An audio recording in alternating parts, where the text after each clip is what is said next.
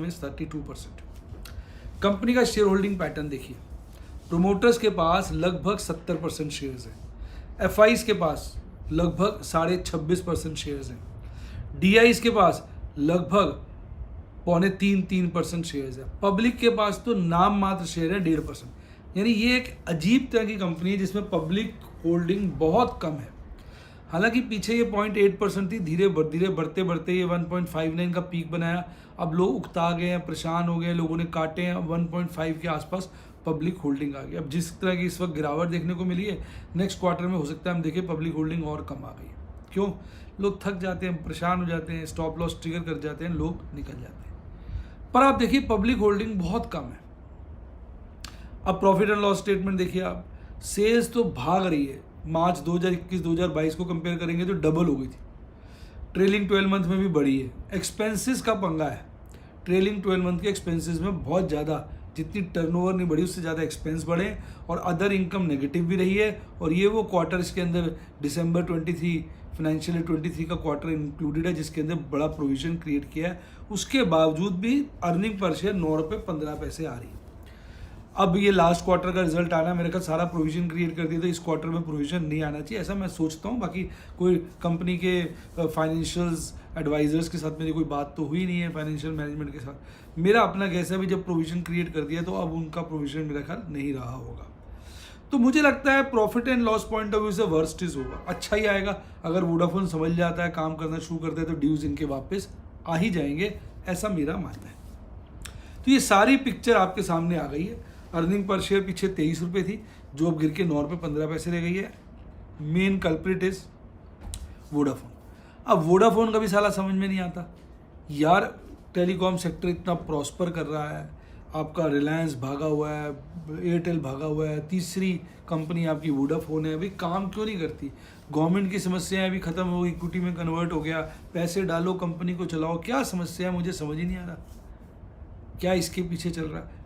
अब इसी के चलते आप देखिए इस कंपनी ने प्रोविजन भी क्रिएट किया, तो प्रोविजन क्रिएट करा, इसका स्टेक का भी सुनने में आ रहा है, थोड़ा बहुत वोडाफोन के बाद भी स्टेक है, वो बेचेगी अपना स्टेक। तो ये सारी बातें हैं। अब आप सोचें कि इसमें पैसा लगाएं ना लगाएं, ये तो आपकी कॉल है। मैं नीचे के रेट पे थोड़े थोड़े शेयर्स एक्यूमुलेट कर रहा हूँ, पीछे भी किए थे, आज भी किए हैं, आगे भी करूँगा। मतलब मेरा विचार होगा कम से कम, क्योंकि मेरे पास जैसे मैंने आपको बताया 6300 शेयर है, तो कम से कम नीचे के रेटों पे 2000 1/3 शेयर्स तो लेने का मेरा मन है। अब वो मौका मिलता है नहीं मिलता, भाग जाता है तो ठीक है, अच्छी बात है, लॉस रिड्यूस हो जाएगा। अदरवाइज मेरा मन नीचे के रेटों पे शेयर लेने का है, पर मैं हड़बड़ाहट नहीं कर रहा हूँ। जैसा मैंने बताया अभी इसको भगाया था, तो अभी तो लॉन्ग वालों को फंसाया हुआ है, तो हो सकता है इसमें और भी गिरावट देखने को मिले। तो मुझे तो शेयर ठीक लगता है। देखो यार, हम कितने सारे शेयरों में पैसे लगाते हैं, कोई मर जाता है, पीछे मन्नापुरम इतना मार दिया था, लॉस में चल रहा था, मन्नापुरम प्रॉफिट में आ गया, पर अभी इंडिया बुल लॉस में चल रहा है। IDFC फर्स्ट भी मेरा लॉस में चला गया, तो बेहतरीन प्रॉफिट दिखा रहा है। कई कॉलें तो OTM हो चुकी है, वो भी घर प्रॉफिट आ गया है। तो यानी शेयर मार्केट में कभी किसी को भगाते हैं, कभी किसी को भगाते हैं। तो अगर मैं डर डर के जिनमें नुकसान हो रहा है निकल जाऊं और अच्छी अपॉर्चुनिटीज़ छोड़ दूं, तो मेरा ख्याल मेरे लिए तो ये ठीक नहीं है। अगर अब आपको लगता है टावर बिजनेस बंद हो जाएगा, टावर बिजनेस में इंडस टावर कंपनी ख़त्म हो जाएगी, इसका फ्यूचर ख़राब है, ये चलेगी नहीं, इसको टाटा बाय बाय करना पड़ेगा, ये बंद हो जाएगी, तो मैं तो ये कहूँगा फिर ऐसी कंपनी में पैसा लगाने की कोई आवश्यकता नहीं है। सीधी सी बात है, क्यों लगाएं पैसा जब कंपनी बंद हो रही है? पर आपको लगता है नहीं ये तो वक्त की बात है, मरा है, ये चलेगा, आगे भागेगा, तो आप अपने रिस्क रिवॉर्ड के हिसाब से अपने फाइनेंशियल एडवाइजर से राय मशवरा करके निवेश करें, वो आपकी कॉल है। मैंने अपना विचार, अपनी बातें आपको समझा दी। कंपनी डिविडेंड देने में बड़ी एक्सपर्ट है। देखो अगर आप मार्च 2021 में देखोगे, EPS 14 रुपये थी, कंपनी ने 143% का डिविडेंड दिया था, यानी उस साल का भी प्रॉफिट डिविडेंड में मार दिया था और पिछले साल के प्रॉफिट को भी डिविडेंड में मार दिया। यानी कंपनी डिविडेंड देने में कोई कोताही नहीं बरतती है, खुले मन से डिविडेंड बांटती है। तो कैश लिस्ट कंपनी है वैसे तो, बैलेंस शीट हालांकि मैंने नहीं दी तो आपको दिखता। तो भाई ये सारी पिक्चर मैंने आपको इंडस टावर की बताई। निर्णय लेने का एक ही तरीका होता है कि भाई तो वैसे भी मैंने देखा है जब बाजार खराब होता है, मिड कैप स्मॉल कैप को बहुत मार देते हैं। सेल देखिए ऑल टाइम हाई है ट्रेलिंग 12 मंथ की।